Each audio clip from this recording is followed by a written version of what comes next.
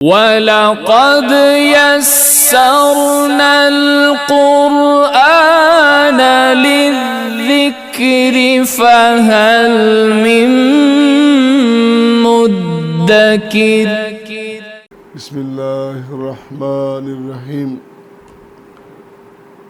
وَيَسْتَفْتُونَكَ فِي النِّسَاءِ قُلِ اللَّهُ يُفْتِيكُمْ فِيهِنَّ وَمَا يُتْلَى عَلَيْكُمْ فِي الْكِتَابِ فِي يَتَامِ النِّسَاءِ اللَّاتِي لَا تُؤْتُونَهُنَّ مَا كُتِبَ لَهُنَّ وَتَرْغَبُونَ أَن تَنكِحُوهُنَّ وَالْمُسْتَضْعَفِينَ مِنَ الْوِلْدَانِ وَأَن تَقُومُوا لِلْيَتَامَى بِالْقِسْطِ وَمَا تَفْعَلُوا مِنْ خَيْرٍ فَإِنَّ اللَّهَ كَانَ بِهِ عَلِيمًا صدق اللہ العظیم و صدق رسولہ النبی الکریم۔ بے حد و حساب حمد و ثنا اس رب کریم کی جس نے توفیق بخشی اپنی کتاب پڑھنے سننے سنانے کی۔ بے شمار درود و سلام اس عظیم ہستی پر جسے اللہ نے نبیوں کا، رسولوں کا، مقتداؤں کا، رہنماؤں کا امام بنایا، میرے رب کے آقا و مولا جناب محمد مصطفیٰ صلی اللہ علیہ وآلہ وسلم۔ حاضرین و ناظرین مکرمین، آج ہمارے سامنے سورہ نساء کی آیت مبارکہ نمبر 127 سے 130 ہے، اور پہلی آیت مبارکہ 127 میں نے آپ کے سامنے تلاوت کی ہے۔ اللہ فرما رہے ہیں کہ آپ سے سوال کیا جا رہا ہے عورتوں کے بارے میں، تو اللہ تعالیٰ نے سوال بلکہ فتویٰ مانگا جا رہا ہے، پوچھا جا رہا ہے۔ فرما دیجئے کہ اللہ کا فتویٰ آ چکا، یہ کتاب جو تمہارے پاس ہے، اس میں جو کچھ پڑھا گیا ہے، جو کچھ سنایا گیا ہے، یتیم بچیوں، یتیم عورتوں کے حقوق کے بارے میں، اور تم ہو کہ تم انہیں دیتے ہی کچھ نہیں، اور رغبت ہے تمہاری نکاح کرنے کی۔ بے آسرا بچوں سے حسن سلوک کرو اور ان کے ساتھ عدل انصاف سے پیش آؤ۔ یاد رکھو جو کچھ تم کر رہے ہو اللہ تعالیٰ اس سے باخبر ہے، خبیر ہے، علیم ہے، جانتا ہے۔ تو پہلا سوال اس آیت مبارکہ کی روشنی میں ہمارے سامنے یہ آئے گا کہ یتیم لڑکیوں کے بارے میں، یتیم بچیوں کے بارے میں، ان کے مال اور نکاح کے سلسلے میں کون سا حکم قرآن نے ہمیں دیا ہے۔ اس سے پہلے یہ بات یاد رہے، گزشتہ جو آیات ہیں ان میں یہ فرمایا گیا تھا کہ کامیابی صرف خواہش پر نہیں ملتی بلکہ عمل محنت کرنا پڑتا ہے۔ پھر مومن بندہ، مسلمان بندہ، اس کو جو تکلیف پہنچتی ہے اللہ تعالیٰ اس کی خطاؤں کا، گناہوں کا کفارہ بنا دیتا ہے۔ اور پھر یہ بات ابراہیم علیہ السلام، ان کو اللہ نے تاج خلت سے جو سرفراز کیا، اپنی خلیلی عطا کی، کن قربانیوں، کن مشقتوں، کن محنتوں سے ابراہیم علیہ السلام اس مقام تک پہنچتے ہیں، یہ ساری باتیں ہو چکی۔ تو آج ہمارے سامنے یہ ہے کہ یتیم لڑکیوں کے، ان کے مال اور ان سے نکاح کے بارے میں قرآن کا واضح ارشاد کیا ہے۔ تو دو بنیادی مفہوم اس آیت مبارکہ کے ابتدائی حصے میں ایک نکاح اور دوسرا مال یعنی اس کی وراثت کے سلسلہ میں. یہ جو یتیم بچیوں کا نکاح کا معاملہ ہے، اس بارے میں اسی سورہ میں، سورہ نساء میں آیت نمبر 3 میں یہ بات گزر چکی ہے. جس طرح اللہ نے فرمایا فَإِنْ خِفْتُمْ أَلَّا تُقْسِطُوا فِي الْيَتَامَى فَانكِحُوا مَا طَابَ لَكُم مِّنَ النِّسَاءِ مَثْنَىٰ وَثُلَاثَ وَرُبَاعَ. اگر وہ یتیم بچیاں جو تمہاری کفالت میں ہیں اور رشتہ وہ ہے جس میں ان سے نکاح ہو سکتا ہے، تو پھر اگر تم انصاف نہیں کر سکتے پھر ان سے نکاح نہ کرنا. صرف اسی بات پر ان کو ہم نے کہیں جانے نہیں دینا اور مال بھی ان کا ہمارے پاس اور جمال بھی ان کا ہمارے پاس، یہ بات نہیں. وہاں بھی پورا عدل اور انصاف کرنا ہے. اور اگر نہیں کر سکتے تو پھر معاشرے میں، سماج میں بہت ساری عورتیں ہیں، وہاں نکاح کرو، ایک نہیں 2 3 4 کر لو. تو پہلی بات یہ ہے لازم بات کہ عدل کرنا ہے. دوسرا جو مفہوم اس کا وراثت کا، اس کے بارے میں بھی سورہ نساء میں ہی آیت مبارکہ نمبر 11 میں یہ مسئلہ گزر چکا ہے اور ہم اس کو پڑھ چکے ہیں. اللہ نے فرمایا یوصیکم اللہ فی اولادکم للذکر مثل حظ الانثیین. اللہ تعالیٰ تمہیں وصیت کر رہا ہے، اس کی ہدایت آ رہی ہے تمہاری اولاد کے سلسلے میں کہ بیٹی کو نصف ملے گا، دو بچیوں کا حصہ ایک بیٹے کے ایک بچے کے برابر ہوگا. یہ قرآن کا فیصلہ. اور پھر وہی مسئلہ اس آیت مبارکہ نمبر 127 میں پھر بیان ہوا. اے حبیب کریم صلی اللہ علیہ وسلم، آپ سے لوگ سوال کرتے ہیں، پوچھتے ہیں، مسئلہ پوچھتے ہیں، فتویٰ مانگتے ہیں. یستفتونک فی النساء، عورتوں کے بارے میں فتویٰ طلب کرتے ہیں، مسئلہ پوچھتے ہیں. کل، کہہ دیجئے، اعلان کر دیجئے، اللہ یفتیکم فیہن، اللہ تعالیٰ نے فتویٰ دے دیا ہے. تو اسی ضمن میں امام ابن ابی حاتم نے اپنی تفسیر میں یہ واقعہ نقل کیا کہ ام المومنین سیدہ عائشہ صدیقہ رضی اللہ تعالی عنہ بیان کرتی ہیں کہ جب یہ آیت کریمہ نازل ہوئی، لوگوں نے پھر پوچھا اس کا مفہوم. اچھی بات یہ ہے کہ کوئی آیت، کوئی حدیث، کوئی مسئلہ، کوئی بھی معاملہ آپ کے سامنے آتا ہے تو پہلے اس کو سمجھ لیجئے، مکمل اس کے بارے میں آپ معلومات لے لیجئے، پھر اس کے بارے میں آگے بات کیجئے. ہمارے یہاں رواج پڑ گیا ہے، آدھی بات پتہ چلی، اسکالر ہو گیا، عالم ہو گیا، بیان کرنا شروع کر دیا. سوشل میڈیا میں لوگ بیٹھے ہیں، نہ اگلی بات کا پتہ نہ پچھلی بات کا پتہ. کوئی کتاب کسی نے دے دی، وہ پڑھی. یہ علم جو ہے، اس کا سیکھنا، اس کا سمجھنا، جہاں کتاب کا تذکرہ ہے، اللہ نے فرمایا کہ میں نے رسول کریم صلی اللہ علیہ وسلم کو بھیجا ہے، وہ آپ کو پہلے کتاب پڑھاتے ہیں، پھر ساتھ حکمت لازم ہے. وَيُعَلِّمُكُمُ الْكِتَابَ وَالْحِکْمَةَ، تو حکمت سے خالی بیانات ہیں سارے. تو صحابہ کرام رضوان اللہ علیہ مجمعین، ان کا معمول بڑا خوبصورت معمول یہ تھا کہ کوئی مسئلہ آتا تو آپ پوچھتے.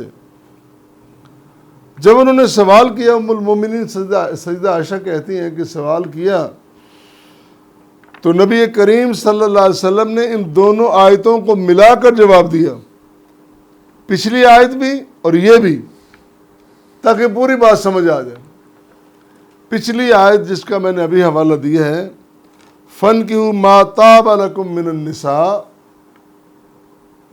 اگر تم عدل نہیں کر سکتے تو پھر معاشرے میں، سماج میں، خاندان میں، رشتہ داروں میں کہیں بھی آپ شادیاں کر لو، 2 3 4 جتنی اجازت ہے، عدل لازم ہے۔ اور ساتھ آپ نے وَتَرْغَبُونَ أَن تَنْكِحُوهُنَّ، تمہاری رغبت یہ ہے کہ ہم ان سے نکاح کر لیں۔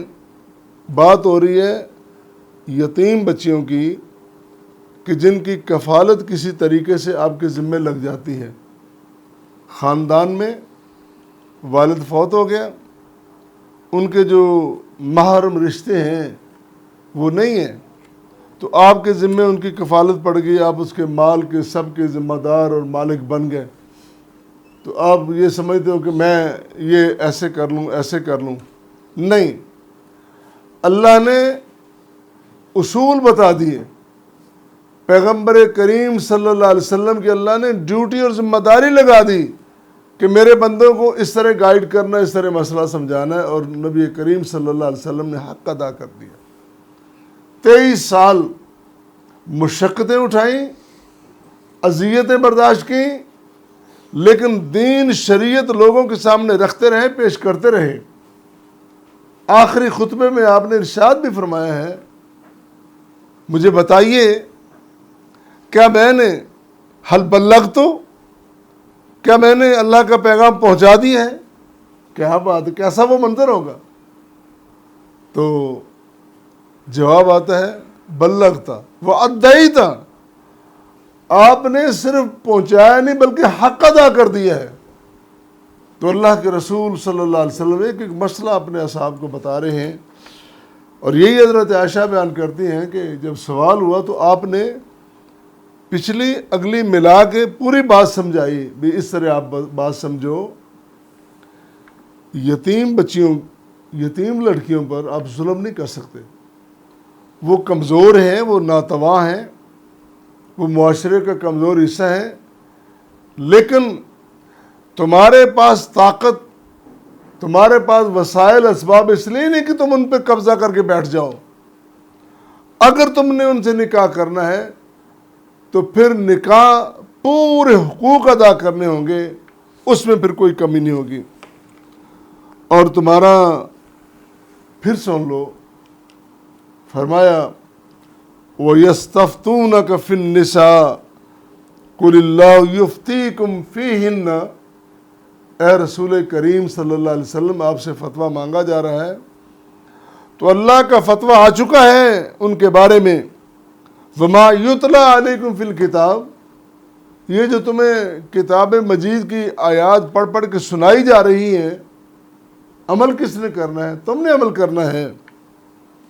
فی یتام النساء اللاتی لا تؤتوہن، تم کتاب سن لیتے ہو، مسائل سن لیتے ہو، اور ان پر عمل کس نے کرنا ہے؟ حالت تمہاری یہ ہے، معاشرے پورے سماج کو مخاطب کر کے فرمایا نا، حالت تمہاری یہ ہے کہ لا تؤتونہن ما کتب لہن، اللہ نے ان کے جو حقوق لکھ دی ہیں تم وہ پورے نہیں کر رہے۔ مثال بڑی آسانی سے سمجھ آ جائے گی، ہمارے معاشرے میں، سماج میں، بیٹوں کے بارے میں، بیٹیوں کے بارے میں لکھ دیا گیا للذکر مثل حظ الانثیین، 2 بچیاں 1 بچہ ان کا برابر ہے وراثت، جائیداد تھوڑی ہے یا زیادہ، جو قاعدہ کلیہ بیان کر دیا کہ اس کے مطابق آپ نے تقسیم کرنی ہے۔ بڑی بڑی جائیداد، مربوں کے مالک، فیکٹریوں کے مالک، مل اونرز، بینک بیلنس، کیا کیا؟ عام غریب کی یا متوسط گھرانے کی شادی ہو جاتی ہے لاکھوں میں یا 1 کروڑ 1.5 کروڑ لگا لیں اپنے منصب سے۔ میں اس کی تائید نہیں کر رہا کہ یہ سب کچھ ہونا چاہیے، لوگوں نے بنا لی ہے، میں ایک بات کروں جو عملاً موجود ہے۔ لیکن سرمایہ دار جب شادی کرتا ہے تو وہ کروڑوں کے لباس، زیورات، مہمانوں کا کھانا، بڑے پیسے لگ جاتے ہیں، لگاتے ہیں. کس لیے؟ لوگ مطمئن ہو جائیں، لوگ سمجھیں میرے متعلق کہ میں بہت بڑی شادی، بہت بڑا فنکشن، بڑی تقریب کر رہا ہوں، اور گھر گھر میری کہانیاں بنیں، بنا لی کہانیاں، ہو گیا. اور جب جائیداد کی تقسیم کا مسئلہ، ان کا بیٹیوں کو حق نہیں بنتا ہے. ہم نے شادی پہ لگا دیا، اتنا زیور دے دیا، اتنے کپڑے دے دیے. اور ظالم، تجھے کسی نے کہا تھا کہ اتنے مہنگے کپڑے دے؟ یہ تو کسی نے تقاضا ہی نہیں کیا. شریعت تو تقاضا نہیں کر رہی، شریعت یہ کہہ رہی ہے کہ اس کا جو اصل حق بنتا ہے وہ دے. اس کے بعد احسان ہے، نیکی ہے، اس نے سلوک ہے، جتنا کر سکتا ہے کر، نہیں کر سکتا نہ کر. اتنی لمبی چوڑی بارات منگوانا، ولیمے پہ سینکڑوں ہزاروں افراد کو اکٹھا کرنا تیرے ذمے نہیں ہے، یہ تیری ذمہ داری نہیں ہے. ذمہ داری یہ ہے، اولاد ہے، اس کی تعلیم و تربیت کا انتظام کر، ان کی بر وقت مناسب عمر میں شادیاں کر، پھر ان کا جو حصہ بنتا ان کو دے. اور دینا کیا ہے؟ تو زندگی میں تو کیا دے گا؟ جب تو مرے گا خود ہی وہ لے لیں گے، تو لینے دینا. جب ایک بندہ فوت ہو گیا، اس کی اولاد تقسیم کر رہی ہے، ادھر ادھر سے لوگ آ گئے، انہوں نے کہا نہیں جی نہیں، ہمارے تو رواج ہی نہیں ہے. یہ جو ہمارے 4-5 مربع زمین کے ہیں، اگر بیٹی کو اس پہ حصہ دے دیا تو پھر وہ مربع تو نہیں رہیں گے، وہ حصہ بکھرا وہ پھر دوسری جگہ چلا جائے گا. تم نہ زمین کے مالک ہو، نہ جائیداد کے مالک ہو، نہ ہی اولاد کے مالک ہو، کسی چیز کے مالک نہیں. اللہ تعالیٰ نے تمہیں تملیک سونپی ہے، یہ فکر کرو اور ان کو ادا کرو. اور یہی اللہ فرما رہے ہیں، لا تو تم تم دیتے ہی نہیں ہو، حق پورا دو. اور ایک اور بات، امام طبری نے بھی، امام ابن کثیر نے بھی، دیگر مفسرین نے اپنی تفسیروں میں یہ بات لکھی ہے. دور جاہلیت میں ایک رواج تھا. رواج یہ تھا کہ بچے یتیم ہو گئے، اور بچوں میں بچیاں بھی ہیں. ایک آدمی اٹھا جو ہمارے لفظ بولتے ہیں چکڑ چودھری، ایسے کام وہی کرتے ہیں. وہ اٹھا، اس نے کپڑا اٹھایا اور اس کے سر پہ ڈال دیا، یہ میری ہو گئی. لڑکی پر اس طرح کی تملیک جیسے جانوروں پہ قبضہ ہوتا ہے، یہ بس اس کی طرف کوئی نہ دیکھے. اب وہ لٹک گئی، نہ وہ مرضی سے تعلیم لے سکتی ہے، نہ مرضی سے وہ زندہ رہ سکتی ہے، نہ مرضی سے وہ مر سکتی ہے. اس کا یہ مالک ہے، کسی دوسرے نے اس کی طرف توجہ نہیں کرنی. وہ جوان ہو گئی، اب یہ اس کے ساتھ شادی کرے نہ کرے. اور بس اوقات ایسا ہوتا ہے کہ بچی ہے، وہ خوبصورت ہے، تو اس کی خوبصورتی کی بنیاد پر اس پہ شادی کر لی اور حقوق پورے نہیں کیے. اور پھر ایسا بھی ہوتا ہے کہ اس کی شکل و صورت خوب نہیں بلکہ قبول ہے، قبول صورت کہہ لیں. اس سے خود نہیں کرنا، کسی اور کے ذمہ اس کو مر دیا، لگا دیا کہ تم کر لو. حقوق نہیں پورے کرنے. شریعت نے کہا کہ اگر تمہاری کفالت میں، تمہاری نگرانی میں یا تمہارے سائے میں بے آسرا یتیم بچے آ جاتے ہیں تو ان کو پالنا تمہاری ذمہ داری ہے، وہ ذمہ داری جو تم نے سنبھالی ہے.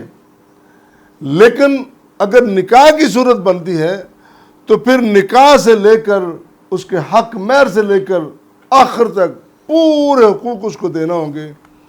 اس کو بے آسرا نہ سمجھو، کمزور نہ سمجھو. اللہ نے ان کا حصہ مقرر کیا ہے، اور اپنی مرضی نہ کرو.